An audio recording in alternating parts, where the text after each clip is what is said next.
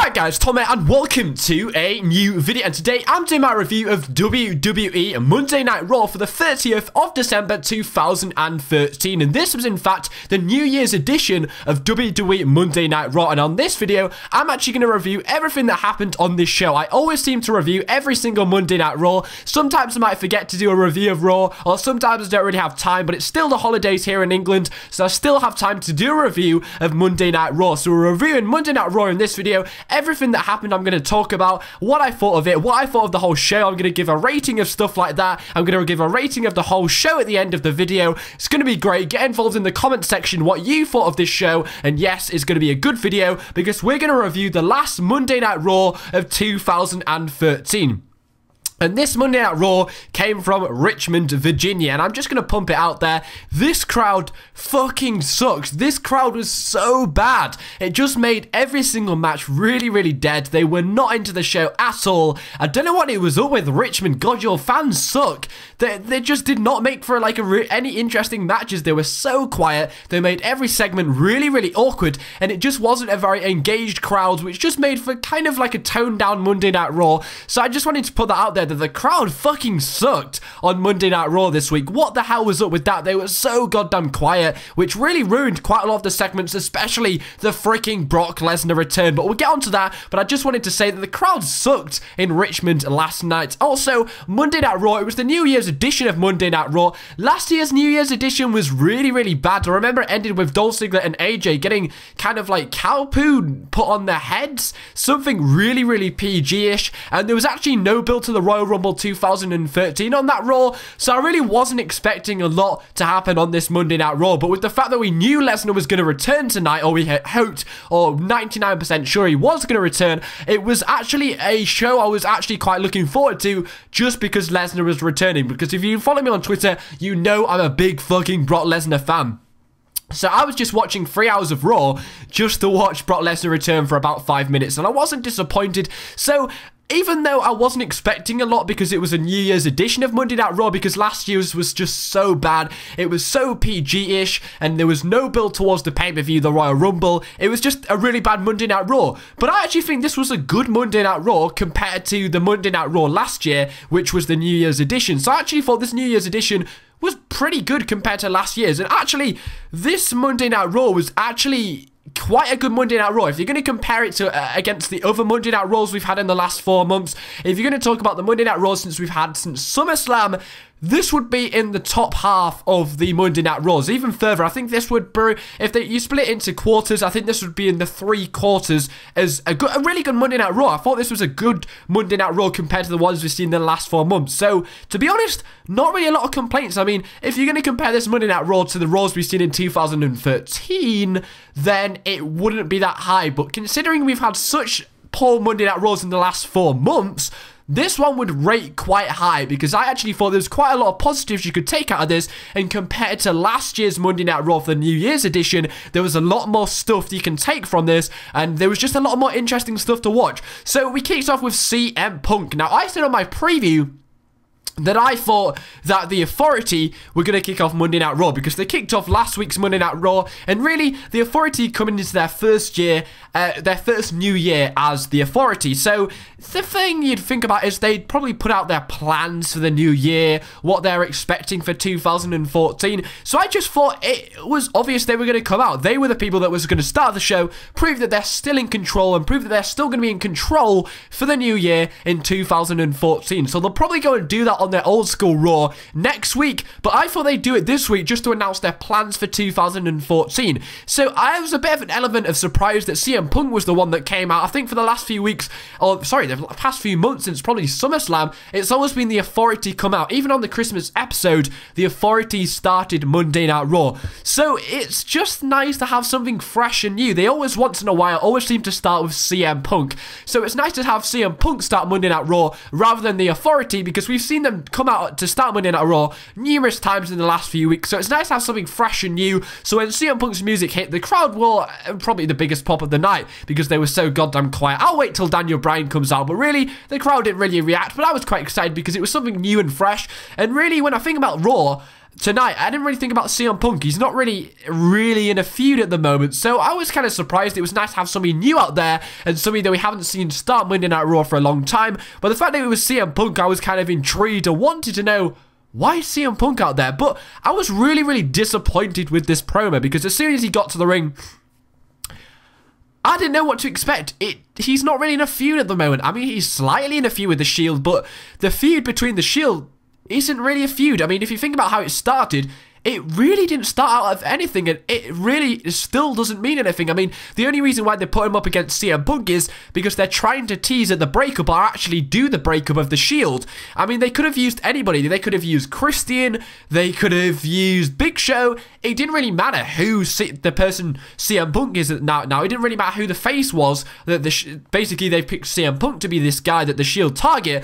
It really could have been anybody. And how they started this feud was Roman Reigns pretty much speared CM Punk, and they did a triple powerbomb. It was just really a fake feud created out of nothing, just to create a storyline where the Shield are breaking up. So CM Punk really doesn't matter. It doesn't really matter that it is CM Punk. So I don't really think this is a proper feud. It just doesn't seem like something you can get your teeth into. You can tell that the storyline they're putting into it's really good, but it's not really about CM Punk. So it's just kind of like a half-assed feud, which I really can't get my teeth into, because CM Punk just doesn't feel naturally in this feud. It's more really all about the Shield breaking up. So I was surprised CM Punk came out, and then I was even more surprised when he started talking, because he started talking about how he's had a poor year, which I would agree with, but I'm not necessarily sure they really needed to talk about that. I think it might be a good thing maybe if they try and top 2013, which won't be too hard. I mean, his 2013 was really bad.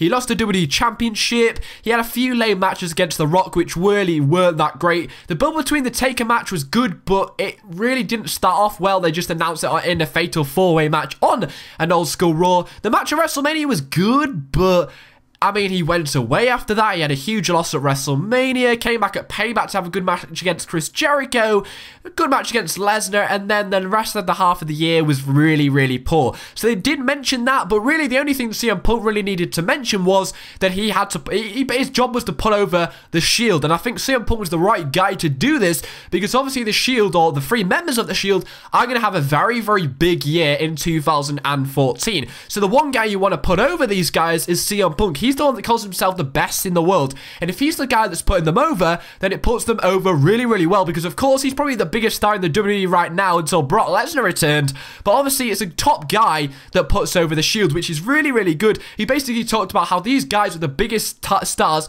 of 2013, which I honestly think was a really good way to put over the Shield, because he's in front of everybody, he starts in Monday Night Raw, puts over the Shield, he's the best in the world, great way to put over the Shield. But one thing I didn't like, this promo was just really half-assed. I mean, he looked lazy, he kind of lacked his usual charisma, he didn't look angry, he just didn't really show any emotion. It's like, before Monday Night Raw went on air, they just chucked him a microphone and they were like, just do a promo about the Shield. He just looked really half-assed and lazy and didn't really seem bothered about it. So the promo just sucked. I mean, I liked what he was saying, but it just had no charisma, no energy. It just was half-assed and very disappointing. So I was glad that the Shield came out to greet CM Punk. And basically, CM Punk wanted a match, and he was toying between either Dean Ambrose, Roman Reigns, or Seth Rollins. And the thing I didn't like here was he actually buried Seth Rollins and Dean Ambrose. He was like, I think you guys are the weak link. He didn't say Roman Reigns was the strong link, but he buried Dean Ambrose and Seth Rollins. He was like, I think you guys are the weak link.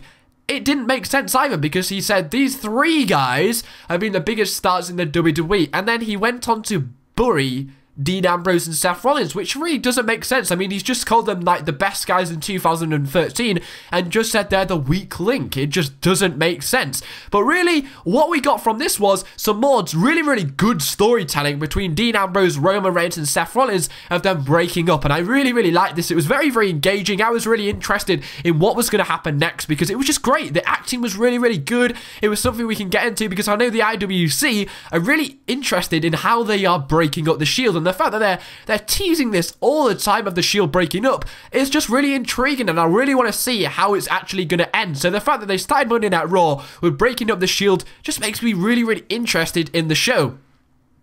But what came out of this was Brad Maddox came out to some more boos. I wouldn't be surprised if they turned this guy face, but basically he made a match between Seth Rollins and CM Punk. Now, we've seen this match multiple times. I think we saw it last week on Friday Night SmackDown, so it's really nothing new. It's not really new to see CM Punk against the Shield either, but to see CM Punk against Seth Rollins isn't something new either. We've seen that way too many times, so really, it wasn't a top match to start off Monday Night Raw, but honestly, it was a good match. I mean, it wasn't necessarily something I wanted to see because we've seen it so many times. I want to see something fresh and new, but I understand they save fresh and new feuds for pay-per-views, and I can't really argue against the Seth Rollins and CM Punk match because it's basically the indie guy against an indie guy, both from Ring of Honor, of course, so it's not really something you can complain about, but it's also not something fresh we've seen. So really, do you want to be starting Monday Night Raw off with something a bit lame and something that we've seen before? You want something fresh and new to get people interested in the show, especially at the start of the show. So really, something that's been recycled numerous times was Seth Rollins against CM Punk, but really, the first half of the match was actually quite botchy. It just looked quite sloppy. I mean, the pace of the match, don't get me wrong, was really, really good, but it just was slightly sloppy on both CM Punk and Seth Rollins' part. I think they went on for a roll-up pin at least once, which was really, really sloppy. The high knees was really, really sloppy one from CM Punk all the time, but it was just slightly sloppy at the start of the match, but really, it did really pick up. They got a few nice spots in the second half of the match. The pace was really, really good the whole way through. They lost their sloppiness through the second half of the match and really, really created a decent ending to the match. Now, basically what's happened was Seth Rollins basically was in a bit of trouble. He got pinned by CM Punk, and then the two other members of Dean Ambrose and Roman Reigns basically distracted the ref so that Seth Rollins didn't get the 1-2-3 pin on himself. So then, as soon as the referee was distracted by the other two members of the Shield, Seth Rollins, lo and behold, managed to hit his finisher on CM Punk, and then he went for the pin, and the referee was still distracted, so Seth Rollins didn't get the pinfall on CM Punk because the ref was still distracted by Dean Ambrose and Roman Reigns, so he didn't get the pin. Seth Rollins was angry, and then how it ended was CM Punk went for a springboard on the ropes, and then CM Punk caught him in a GTS. I really like that move. That was a really good move. I really like that. Really good way to end the match. Really good. So nice to have a good ending, something that we haven't actually seen before. I mean, you'd probably expect something new, a new move to be debuted on a pay-per-view, but it was cool we got that new debut move by CM Punk on a Monday Night Raw. It was quite cool, actually. He went for a springboard, reversed into a GTS, nice way, but I think Seth Rollins just really didn't sell the GTS well at all. He maybe went to sleep and forgot to sell the move, but he really didn't sell the GTS too great, but really what ended was Seth Rollins got pinfalled. And really, I think they put up a good fight, so it puts over both Seth Rollins and CM Punk over quite well. So I wouldn't be too distressed about the fact that Seth Rollins got himself pinned, because really, the only reason why they settled this match was to tease the breakup between the Shield. So the fact they got pinned doesn't really matter, because the story's more important than the momentum of Seth Rollins. I think they really want to start bringing this story out onto Monday Night Raw of the Shield breaking up. So the pinfall's not so important. I think the story's more important, and they played the story out really well of the Shield breaking up. There's a lot of miscommunication, but the only thing I don't really like is the breakup just doesn't seem really legitimate. I mean, for the last year, good year and a month, we've seen the Shield just look friends. We've seen them look like friends. Like, they get on well, they never argue, but just this Monday Night Raw, they don't get on. I mean, we've seen them get on for a year, and then snap, they don't get on anymore. It just doesn't seem legitimate that just 1 week they're like, nah, I'm going to let my ego get the better of myself, and I'm not going to like the other two members of the Shield. It just doesn't seem legitimate that now they don't like each other.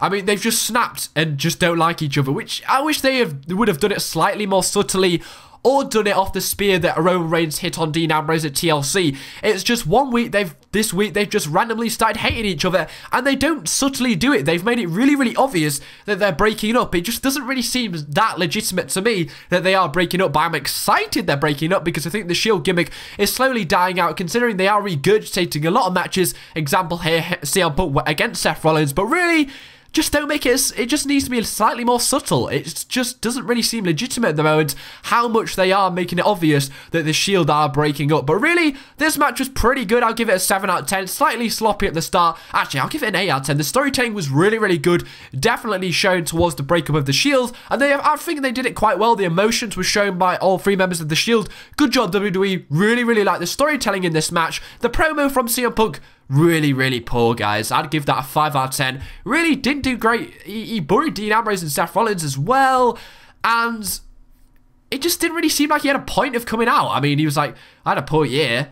But it just didn't really seem like he had something he was aiming towards saying. It just felt like they put him out there for the Shield to come out and set up a match. It just didn't really seem like he was out there for a reason, which was kind of weird, which disappointing considering all the last few months we've had the Authority come out. So then one chance we have somebody new to come out and it just looks like he's just been thrown there, not really to specifically do anything. So, I don't know. We'll move on to Dolph Ziggler defeating Curtis Axel. And I was really, really glad Dolph Ziggler, I think everybody on Twitter was really, really glad that Dolph Ziggler got the win here, because we were all expecting Curtis Axel to win here and Dolph Ziggler to put over Curtis Axel, because Dolph Ziggler's just really not had a good few 6 months. I mean, he lost the world title at Payback and he hasn't done anything. He's just turned into a jobber. He's lost after lost. He lost to Fandango, who wasn't even in the WWE till about March. So it just doesn't really make sense. He was in the main event of TLC last year,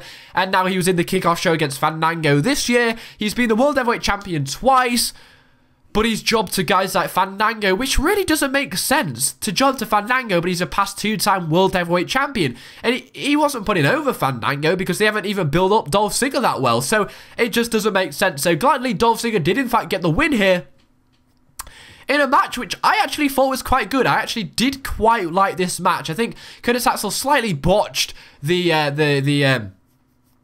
zigzag, but to be honest, it was actually a pretty good match. There was some nice pace towards this match. I do actually like these guys for how crisp they are in the ring. The match itself was actually pretty good, but it's a shame they threw Curtis Axel in there as well, because I'm actually quite a fan of Curtis Axel. I know he lacks a lot of charisma, but it's without a doubt he has some very good talent within the ring. So kind of confused why they had to put Curtis Axel in this match against Dolph Ziggler, when they quite easily could have used any kind of heelish character to face Dolph Ziggler here. But really, it doesn't really make sense why they've made Dolph Ziggler lose in the past few weeks and then decided to randomly give him a win on this week's Monday Night Raw when they really haven't done anything for him the last 6 months. Why put him on Raw just to give him a random ass win?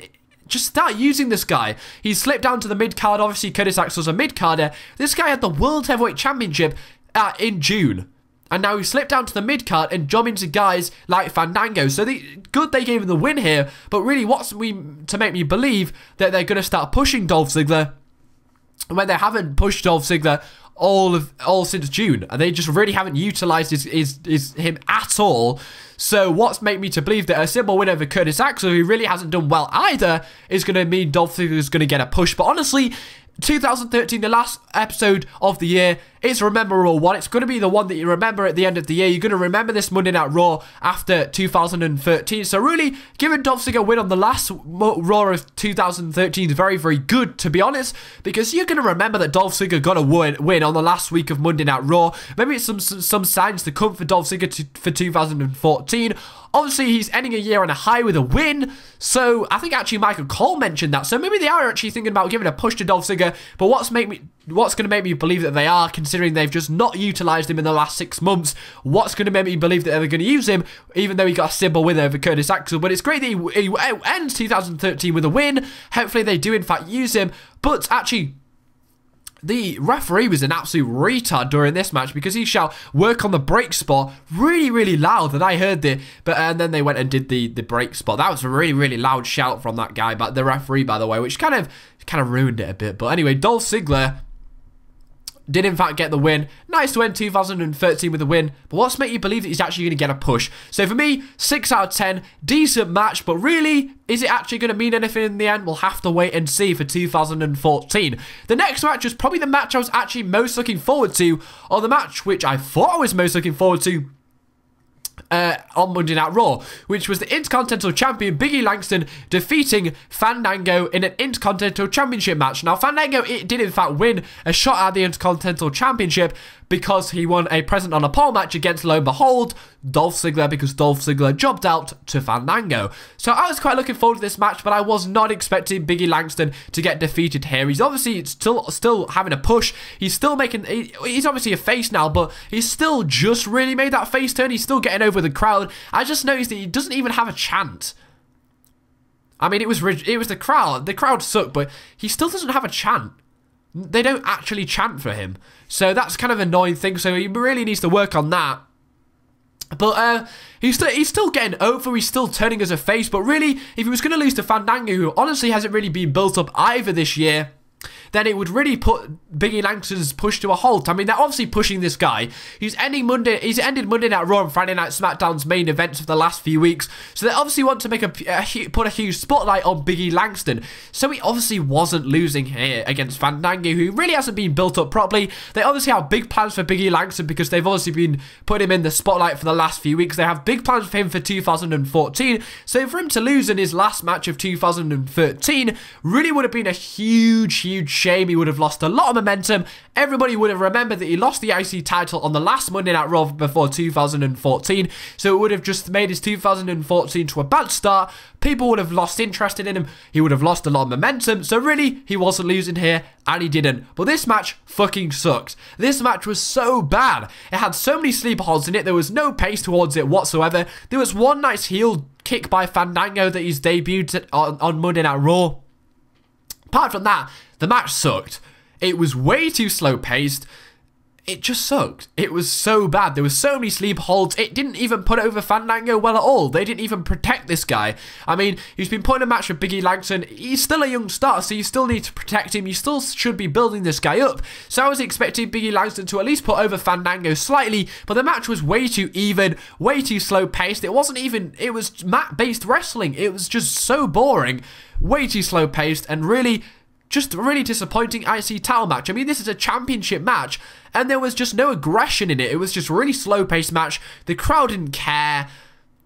Just didn't feel like a title match. Just downgrades the title when it's just not a good match. Really boring. Really disappointing. Wow, I was actually looking forward to this match, and the fact that it was so bad and I wasn't even watching it and I was so disinterested was just so disappointing. I thought it could have been a good match against two young talents. You want to make a big impact in 2014. What better way to have a good last showing for 2013? But it sucked. The match was so bad. No interest whatsoever from me. Too many sleeper holds. Disappointing. It's a title match, but they didn't show it. So for me, I'll give that a 4 out of 10. Worst part of Monday Night Raw in my opinion. And that's even against the next match, which was the Great Khali against Damien Sandow. And I thought Damien Sandow actually did a good job against the Great Khali here. I mean, he didn't... It's hard to work against the Great Khali, let's be honest. But he did a good job. I mean, I thought it was quite interesting. I watched the whole of the match. It only went on for 5 minutes, but I thought it was quite interesting. Now, basically before this, Damien Sandow said if he lost, he'd quit the WWE. Now, the only reason why they said that was to get even more people interested in this match, because they realised for like the last hour, there really hadn't been a great match. I mean, there'd been Dolph Ziggler versus Curtis Axel, which meant nothing. The IC match was disappointing.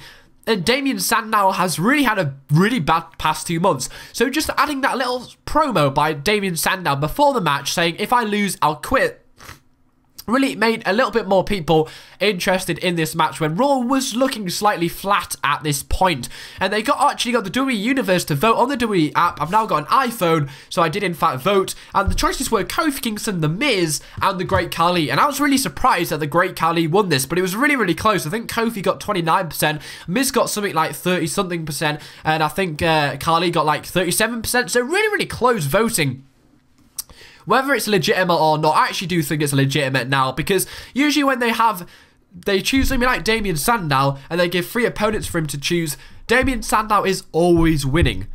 Because the reason why they do that is because they obviously put Damien Sandow for a reason. And usually that 9 times out of 10, that reason is for him to get a win. So really, it's just to get an opportunity for the fans to vote. I mean, it didn't really matter if the 3 people they chose for the voting, they were always going to give the win to Damien Sandow, or why else would they put him in the ring? They obviously had a reason to put him in the ring, and that was to give him a win. So really, it's really predictable these matches are way too predictable. Obviously, Damien Sandow was winning this match. The Great Khali obviously wasn't winning this match. Damien Sandow, still a young talent, had a really poor 2013. I was expecting a lot more. So for him to end the last Monday Night Raw before 2014 on a high is great. But what's to make me believe that they're even going to push this guy when they buried him so much by not successfully cashing in?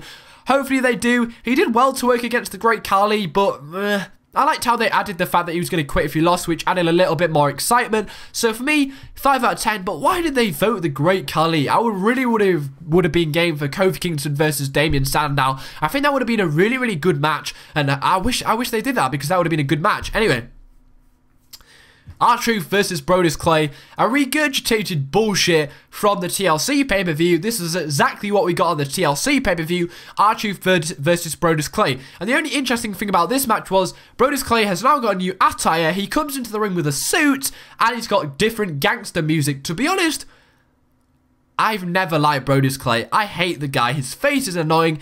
I just don't like him. I don't know what's about him. He's just not entertaining.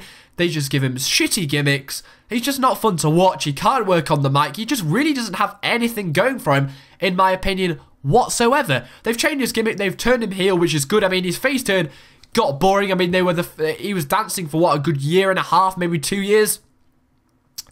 Gimmicks die out, and definitely this gimmick died out. I mean, it's a really, really hard gimmick to get over with, but he managed to do it, but it died out. So turning him heel gives him a swap of gimmick and gives the opportunity for people to get interested in him again, because he's a different character. So it does actually look like they've actually completely changed him up. He's got a suit on now. He's still wearing the same kind of attire, but not dancing. So he's got a suit on, has gangster music. So it's kind of a change of gimmick, but it's still Brodus Clay. And I was never interested in him in the first place, and I'll never be interested in him again. It's still Brodus Clay. I mean, it's a shame they gave this guy a heel turn, but they then gave a really shitty gimmick to Wade Barrett when I would have liked a Wade Barrett face turn. But they gave a heel turn to Brodus Clay. Really not interested whatsoever. The guy can't do anything. I don't see any talent in this guy. And it was just a shame that they reused this match from the pay-per-view. I mean, people pay good money for a pay-per-view. It's 15 quid in the UK, $60 in HD in the USA, just for us to be able to watch these matches free in a few weeks on Monday Night Raw. And the match, yet again, sucked. It wasn't a good match, yet again. But they still had another match between these guys, and it still wasn't very good. Very surprising. So very, very disappointing. The match sucked. The gimmick, I'm just not interested in Brodus Clay. I'm not even going to talk about the gimmick because I'm just not interested in Brodus Clay. But it's nice they turned him up because he was getting boring, but it's still Brodus Clay. The match sucked, not interesting whatsoever, and they still think that we're interested in the R-Truth Brodus Clay feud. We were never interested in it in the first place. So a month down the line, do you still think we're going to be interested in the Xavier Woods and R-Truth feud against Brodus Clay and Tensai? No, we were never interested in it in the first place. But the thing that 4 weeks or a month down the line, they're still using this feud as a Monday Night Raw feud. We're not interested whatsoever, so why keep using it? Nobody cares, the crowd don't react, but they're still using it as a feud. It just makes me laugh that we don't care whatsoever about this feud, but they're still using it. So I'll give that a 4 out of 10. Now, there was 2 announcements tonight on Monday Night Raw. The first one is Stephanie McMahon announced that John Cena will take on the Royal Rumble, Randy Orton, for a rematch for the WWE World Heavyweight Championship.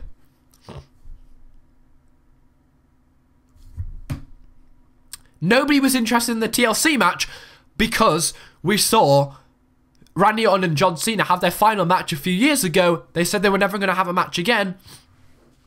We had another match at TLC. We've seen them go up against each other hundreds of times. Nobody cares. So they had to cheat to do another match at the Royal Rumble. Even though we weren't interested in the TLC match because it was Cena versus Orton. We were interested in the outcome.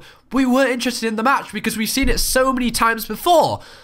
And then they made the match again at the Royal Rumble where people are going to pay good money for this match. I mean, I know that the fact that they know the Royal Rumble is going to sell because it's got the Royal Rumble on it. So it really doesn't matter who's in the main event because they know it's just going to sell anyway.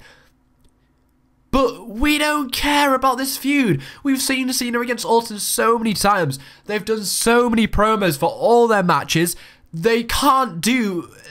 We're not interested. They've done everything they can do. I mean... Find a new opponent for Randy Orton. I understand why you're not using Daniel Bryan. I'm glad that you're not doing a triple threat match because I'd like to see Daniel Bryan in the Royal Rumble and even win the Royal Rumble. But I wanted Cena in the Royal Rumble as well. He won it this year in 2013. So why not add more anticipation to who's winning that match by adding John Cena into that Rumble match as well? Because who knows, he might even have won it again. But they've thrown John Cena into this match against Randy Orton. Another rematch against Randy Orton and John Cena for the WWE World Heavyweight Championship. And I mean, it's the first match and a pay-per-view for the World Heavyweight Championship. And it's a match we're not interested in.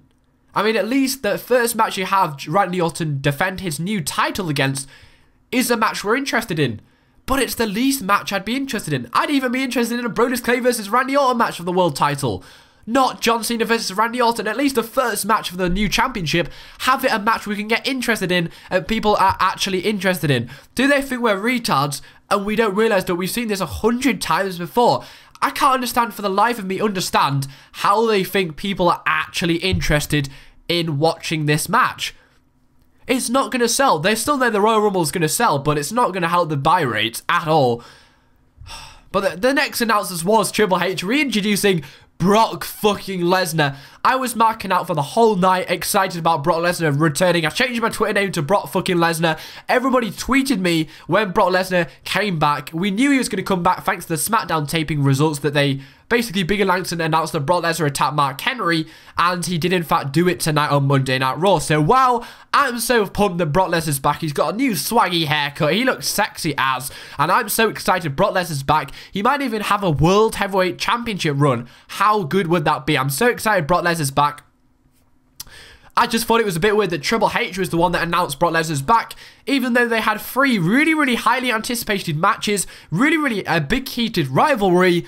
But Triple H was the one that reintroduced Brock Lesnar back, so I know that they're both heel now, but it just didn't really seem right. The crowd still didn't know how to react. It just didn't seem right that Triple H and Brock Lesnar are now on the same page, even though for a good year they had a feud brewing. They had 3 top matches, apart from the SummerSlam match. It was probably one of the biggest feuds of 2013. But now they're friends again. It just really doesn't seem legitimate. It just doesn't make sense for me as a wrestling fan to see they're now friends again. Even though I really bought into their feud when they were fighting, and the fact that they like each other now. They don't like each other, but they don't really care about each other now. Just really doesn't make sense that Triple H would want Brock Lesnar back. And they had a retirement match. If Triple H lost, he'd have to retire. Let's just bring Brock Lesnar back, the guy that put my career in under threat. Just, it really doesn't make sense. But anyway, so Brock Lesnar's back. They did a promo basically talking about they don't want to mull on the past. So they're basically putting all the past matches behind them, kind of confirming that we're not going to have another Punk Brock match, which I'm quite disappointed about. But they're basically shutting off any thought of Triple H ever going up against Brock again. CM Punk, maybe even... Yeah, CM Punk going up against Lesnar, just shutting all that off, and they're really wanting to bring Brock Lesnar back to add some anticipation to the world title, because they're teasing at having him go up against the World Heavyweight Champion, possibly Randy Orton. I actually see him going up against Taker myself, but they are still teasing at that. But I'm just happy Brock Lesnar's back. He made a huge impact when he came back. Mark Henry basically came out because Brock Lesnar challenged anybody backstage, and Mark Henry was in fact the guy that came out. It doesn't really matter Mark Henry's out there. I mean, it puts over Brock Lesnar really well, because... obviously, he's the world's strongest man, and he manhandled him and made an F5 look fucking brilliant. He just picked him up and did an F5. Like, yeah, that's just an F5. Like, he weighs as much as a fly. It was pretty insane. Put over Brock Lesnar very well. The actual brawl they had was really good. He fucking speared him for a barrier, which I thought was absolutely insane. He just exploded the barrier. That was awesome. He was going, ah! It was just awesome. The segment was awesome. Everybody on Twitter was going mad, but... everybody except the crowd. The crowd didn't react. And they spoiled I actually thought they spoiled the comeback.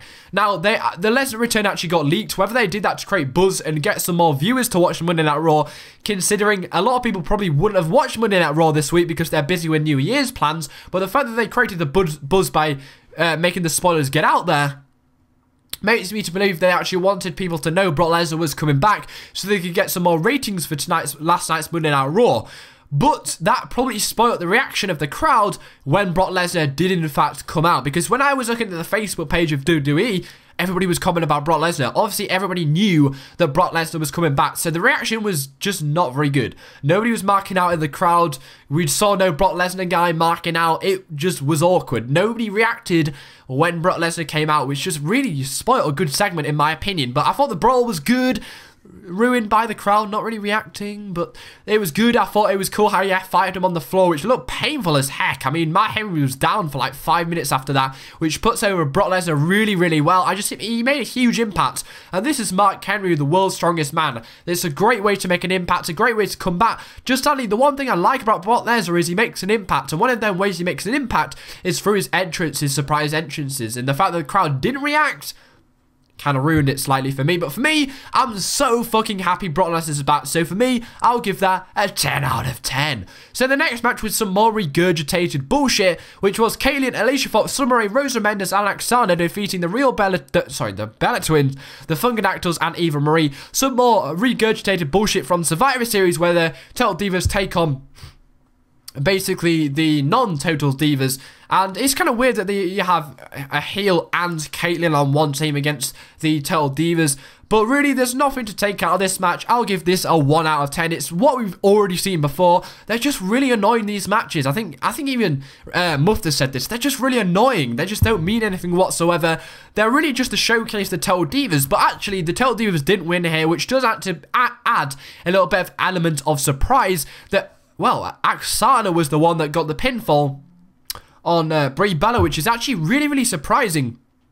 I mean, would you expect Aksana to get the pinfall on Nikki Bella? She's probably, the Bella Twins are basically the face of the Total Divas. So for them to take the pinfall really puts over Aksana really, really well. I know that the WWE are really, really high on Aksana. So the fact that she gets the pinfall on probably the top diva, or from the Total Divas show, and probably not the top diva, it's probably AJ, but the top diva, Nikki Bella, puts over Aksana really, really well. So I was surprised Aksana got the win. So that finishes her year off really, really well. That she gets a pinfall on Nikki Bella. How good is that? So that ends her year really, really well and puts her over really, really well. But the actual match was disappointing. Just really good that Aksana got the win. She's a pretty good talent. I wouldn't say she's that good, but I mean, it puts her over really, really well, and that's what WWE want to do, and they did it by making Aksana get the pinfall over Brie Bella. So for me, 1 out of 10. We've seen it all before. It's really not entertaining whatsoever, but I liked how they ended it by Aksana getting the pinfall on Nikki Bella.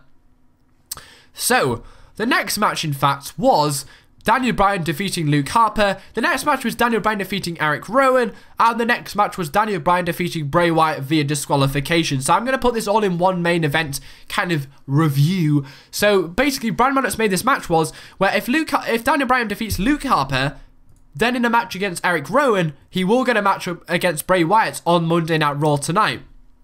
And of course, Luke Harper got defeated by Daniel Bryan, so did Eric Rowan, so it was pretty obvious that Daniel Bryan was going to get his matchup against Bray Wyatt, because everybody wants to see that. They're not going to disappoint you by not giving you the match against Bray Wyatt. So it did take up a good 30-minute chunk of the Monday Night Raw. The last 30 minutes of Monday Night Raw was all about Daniel Bryan. So if you really weren't into this feud in the first place, which I honestly wasn't, I was never really into the feud of the Wyatt family against Daniel Bryan, then a good 30-minute chunk of this Monday Night Raw, the last 30 minutes of Monday Night Raw, the last 30 minutes of WWE as a whole in 2013 was a big chunk of Daniel Bryan against the Wyatt family. A lot of people really wouldn't have been interested in the last 30 minutes, which is quite annoying.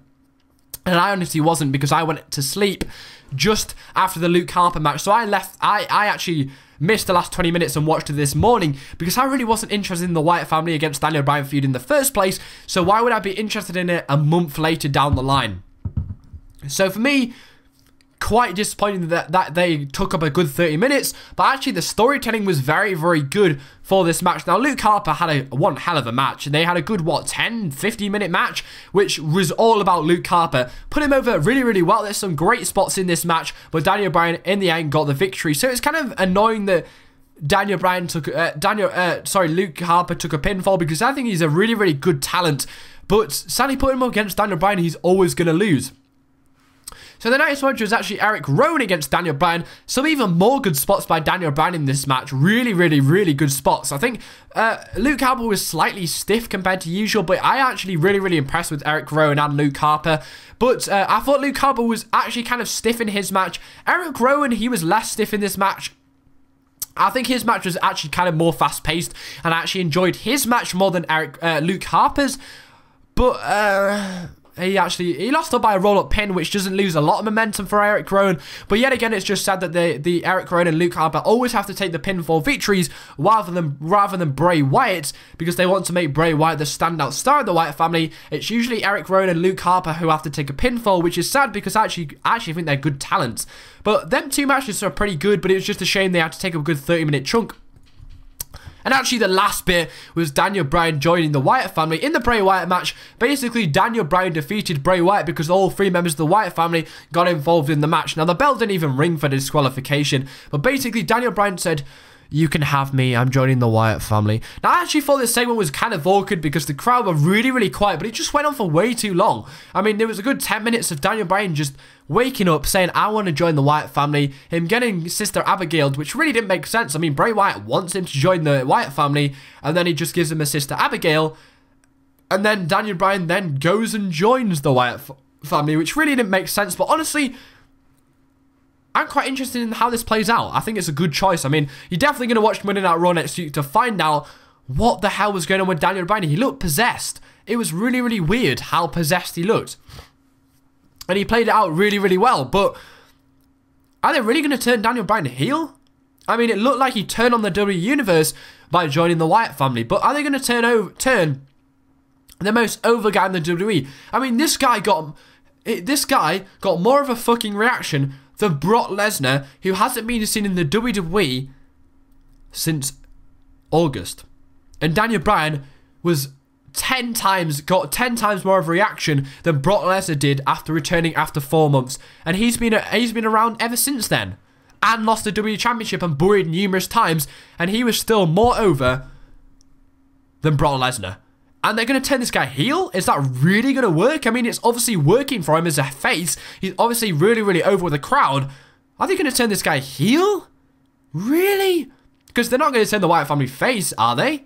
It's just not a face gimmick. I mean, they've spent the last, 4 months as a really, really dominant heel gimmick. They do a lot of things. They cause a lot of matches via disqualification, cut a lot of promos as heels. Are they really going to turn them face just like that? And they made Bray Wyatt, Sister Abigail, Daniel Bryan. Are they really going to turn them face? So it makes me believe they're going to turn Daniel Bryan heel. Is that going to work? Are you sure? Unless they just don't make him join the Wyatt family and it was just a trick. I just really don't know. But you're definitely going to watch Monday Night Raw next week to find out what actually happens. But I just thought this was a bit weird. The segment went on for way too long. And the commentators they weren't even talking through this. So it was actually down to Daniel Bryan to do a lot of good acting, which he did. But it just went on for way too long, this segment. And I'm really intrigued how this is going to play out next week on Monday Night Raw. So I'm definitely going to watch Monday Night Raw next week. But I definitely think there's a lot of things you can take from this show to think about for next week and in the coming weeks and for 2014. So I did kind of enjoy the show. I'll give it a 7 out of 10. Good show, not the best, but a good show for 2014, especially in the last few months, a good Monday Night Raw. So, hope you enjoyed the video, guys. I'm so fucking happy Brock Lesnar is back, guys. Oh my god, he is back. Thanks for watching, guys. Hopefully you did, in fact, enjoy this video. I am really, really excited for Brock Lesnar to come back. Good show. I like how Daniel Bryan is confused. I'm interested to see how that plays out. Brock Lesnar is back. What else can we see? The teasing of the Shield was great. That was some really, really good storytelling. Oksana, she might be getting a push. Brock Lesnar, of course, come through. Brodus Clay, I don't really care about you. Dolph Ziggler might be getting a push because he got a win tonight on Monday Night Raw. So that's it, guys. 7 out of 10. What did you guys think? Thanks for watching, guys. Hope you enjoyed the video, and goodbye.